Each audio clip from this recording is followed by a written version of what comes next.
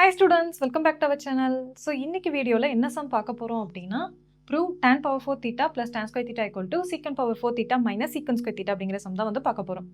So, as usual என்ன பண்றோம் அப்படின்னா LHS சைடு எடுத்துறோம். இதுல வந்து என்ன பண்ண போறோம் அப்படின்னா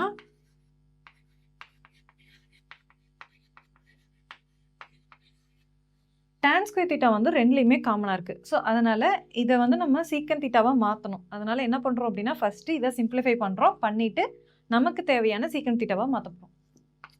இங்க இருக்கக்கூடிய tan square theta காமனா இருக்கிறத வெளியே எடுத்துறோம். அப்ப இங்க என்ன ஆயிரும்னா tan square theta இருக்கும் பிளஸ் 1 இருக்கும்.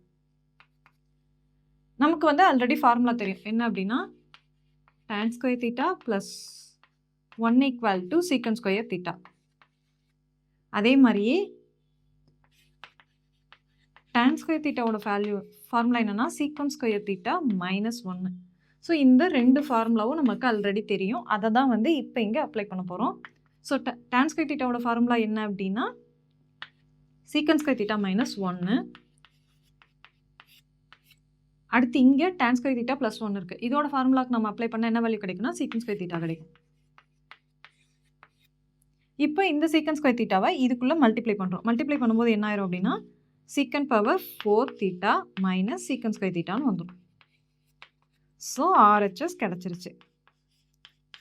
Therefore, LHS equal to RHS. Hence, it is proved.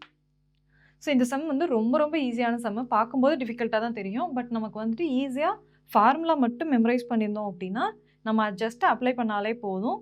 So இந்த சம்மை வந்து ஈஸியாக ஒர்க் அவுட் பண்ணிடலாம். இந்த சம் வந்து உங்களுக்கு புரிஞ்சிருக்கும்னு நினைக்கிறேன். இதே மாதிரி இன்னும் நிறைய ட்ரிக்னாமெட்ரி சம்ஸ் நம்ம சேனலில் வர இருக்குது. ஸோ இது வரைக்கும் நம்ம சேனலை சப்ஸ்கிரைப் பண்ணாதவங்க மறக்காமல் சப்ஸ்கிரைப் பண்ணிடுங்க. Thank you for watching my video.